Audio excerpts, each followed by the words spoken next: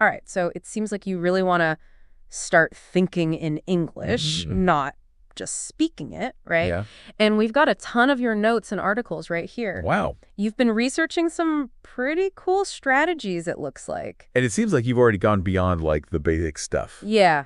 Right. Like, you don't just want to memorize tons of vocab. Exactly. You want English to, like, be the natural language you think in. Yes, exactly. And I have to admit, I'm kind of curious about this myself. Like, we Yes. all know that immersion is important. Of course. But is that really enough to, like, rewire your brain? That is the question, isn't it? Right. It's a good one. Yeah. And to be honest with you, it's not just about being surrounded by English. Your sources actually say this too. Okay. It's more about how you process the English you're hearing and reading. Okay, so you're saying it's not just about, like, how much English you're exposed to, Yeah. but, like, the quality of how you're actually engaging with it. Exactly. Think of it this way. Okay. Imagine you're at a party Mm-hmm. and everyone's speaking English. Okay. You could just listen passively Yeah. and maybe pick up a few words. Right. Or you could really, like, jump into conversations. Yeah. Even if you mess up a little bit at first. Right. That makes a lot of sense. Yeah. So how do we make that shift from just passively listening to actively thinking? So your sources actually have some really cool techniques. Yeah. One that I thought was really interesting is this idea of chunking.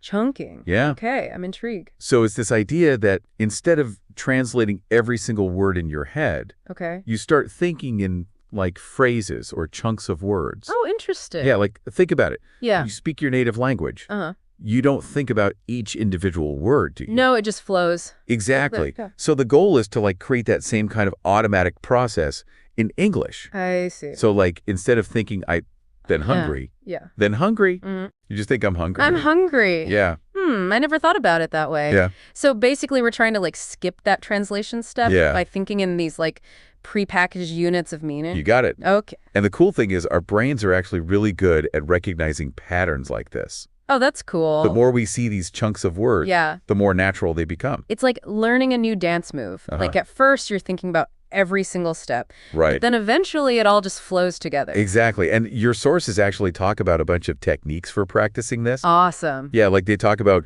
starting with super simple phrases, Okay. describing what you do every day in English. Right. Even, like, having full conversations with yourself in your head. Wait, hold on. Conversations with myself. Yeah. I'm already doing that. In English. But not in English. Uh-huh. Okay, but seriously, how does that actually help? So it's all about training your brain Okay. to use English automatically, Huh. even when you're not, like, studying. Yeah. Think of it like a mental workout for your English. And I'm, like, narrating my life in English. I Yeah. can see how that could get tiring. It can feel a little weird at first, Yeah. but it gets easier. Yeah. Plus, your sources mention that even simple descriptions can be really helpful. Like, what kind of descriptions? Well, one of your articles gave this great example. Okay. Imagine you're making a cup of tea. All right. Instead of just, like, going through the motions, Yeah. you actually describe each step in your head. Okay. Like, I'm filling the kettle with water. Uh-huh. I'm turning on the stove. Okay. The water's boiling. Okay. I can see how that would force me to think in English. Yeah. Even for, like, everyday stuff. Exactly. But let's be real. Isn't Yeah. there a part of us that, like, resists doing that? Oh, yeah. Like our inner critic? Yeah. Saying, wait, you don't know the perfect word for that. Right. Just stick to your native language. Oh, absolutely. That inner critic could be a real problem. Yeah.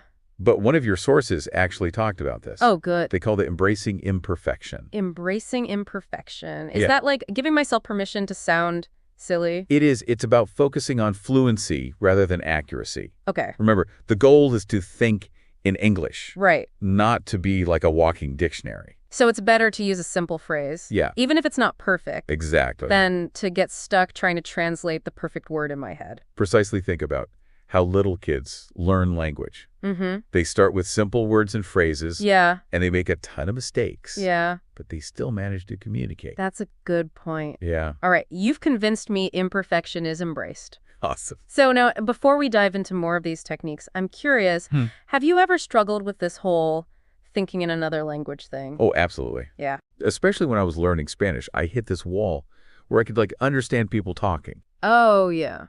But when I tried to respond, it was like, I don't know, it was like wading through mud. Oh, I bet that's so tough. It was really frustrating. Yeah. And then I had this realization What was that? that I was still thinking in English Oh. and then translating everything before I spoke up. Which takes like twice as long. Right. And you end up sounding Yeah. not very fluent. Not fluid at all. Right. It's exhausting. Yeah. So it was only when I started actually using these techniques, Yeah. thinking in chunks, describing my day in Spanish, Uh-huh. even like arguing with myself in my head, Uh-huh. the things started to click. So you basically like tricked your brain into thinking in Spanish. Exactly. That's so And cool. that's what's so cool about these techniques. They're like mental hacks I love that. for changing how you think. Okay, so we've talked about chunking, Yeah. embracing imperfection. Uh-huh. What other strategy did you find helpful? Let's see. Especially when you were first starting out. Well, one technique that your sources mention is the what am I doing game. The what am I doing game. It's really simple, Okay, I like simple. but super effective. Okay, how's it work? You basically describe all your actions throughout the day in English, Okay. even like the most boring stuff. So like I'm brushing my teeth, I'm putting on my shoes. Exactly. Like making a sandwich. Yes. Okay. It might feel a little weird at first, Yeah, probably. but it really gets your brain used to connecting actions with English phrases. And it's something you can do anywhere. Right. Anytime. Exactly. You don't need anything special. Nope. And the more you do it, Yeah. the more natural it feels. It's like creating a mental soundtrack for your day. Uh-huh. But in English. I like that. Okay, the what am I doing game is going on my list. Awesome. What else? Let's see, your notes mention this cool technique called picture thinking. Picture thinking.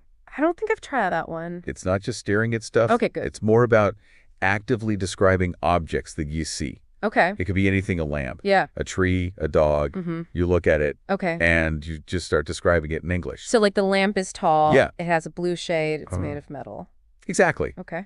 And again, it doesn't have to be perfect English. Right. The point is to get your brain thinking in English. Without translating. Yeah. It's like giving my inner English narrator a workout. Exactly. Like it. And what's cool about this technique is that it makes you really pay attention to what's around you. That's true. You start noticing details that you never saw before.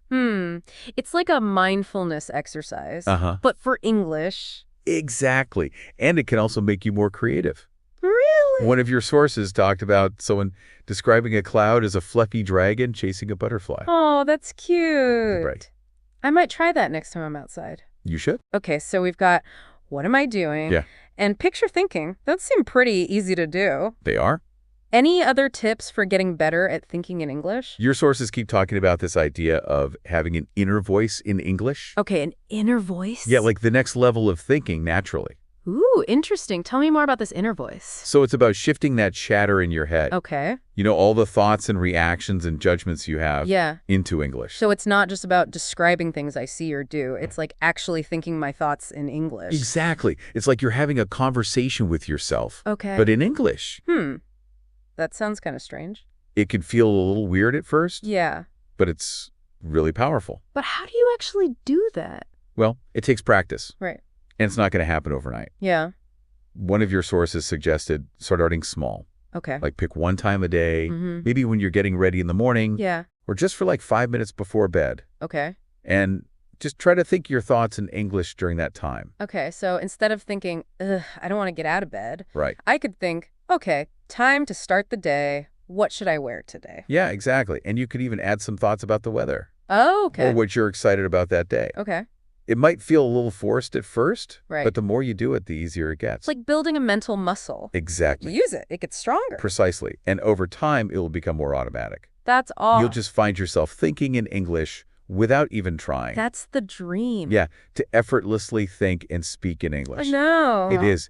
And even though it feels like a long journey, Yeah, every little step gets you closer to your goal. I like that. And even those thoughts that aren't perfect English, Yeah. there's still progress. Exactly. Every little bit counts. This has been so helpful. Glad to hear it. I'm definitely feeling more motivated to work on thinking in English. That's great. But before we wrap up, Yeah. is there anything else we can do to make these new habits stick? Well, your sources talk about something really important. Okay, what's that? It's not just about changing how you think. Uh-huh. It's also about changing your surroundings. Oh, tell me more about that. Think about it. Yeah. If you're always surrounded by your native language, Right. it's going to be harder to make English your default thinking mode. Yeah, it's like trying to learn to swim in a pool full of distractions. Exactly. So one of your sources suggested creating these English bubbles in your life. English bubbles, what are those? So it's about making special times and spaces Okay. where you only use English Ooh, I like that. as much as possible. It's like making a mental gym for my English. Yeah, exactly. So for example, you could decide that every morning for 30 minutes, Yeah. you're only going to listen to English podcasts Okay. or read English news articles. Hmm. Or you could pick one room in your house to be your English zone, Okay. where you only speak English even if it's just to yourself. Oh, interesting. Yeah. So it's like creating these little pockets of English immersion Uh-huh. throughout my day. Exactly. And that way, your brain gets more practice switching into English mode. That makes sense. I think I've been relying way too much on my study sessions. Yeah. It's like trying to get in shape by only going to the gym once a week. Right. I got to incorporate more English into my daily life. Yeah, even in small ways. Exactly. It's about making English part of my lifestyle, not just something I study. Right. And that's how you really start to think in English naturally. I'm so glad we did this deep dive. Me too. It's been really eye-opening. I feel like I have so many new tools now. Awesome. To help me tackle this fluency challenge. That's great. But before we finish up, Yeah. is there like one piece of advice that really stuck with you? You know, there was this one quote that really resonated with me. Oh, what quote do you tell? It said, fluency isn't about perfection. It's about letting go of the fear of making mistakes. And I think that really sums up everything we've talked about today. I love that quote. Yeah. It's so true. We get so caught up in trying to sound perfect that we forget that the whole point is to actually communicate. Exactly. And connect with people. Right. And express ourselves. It's about getting your message across. And the funny thing is, the more you focus on being perfect, the more you actually hold yourself back. It's true. Those mistakes we make, those stumbles, those are actually like valuable learning opportunities. Yeah, you can learn so much from your mistakes. Yeah, it's like you have to break a few eggs to make an omelet. I don't know if that's the best analogy, but you get the idea. I get it. It's about embracing the messiness and realizing that that's how you actually grow it. Exactly. This makes me think about all the times I've avoided speaking English. Because I was afraid of making a mistake. Oh, yeah. And I'm realizing now that those were missed opportunities to get better.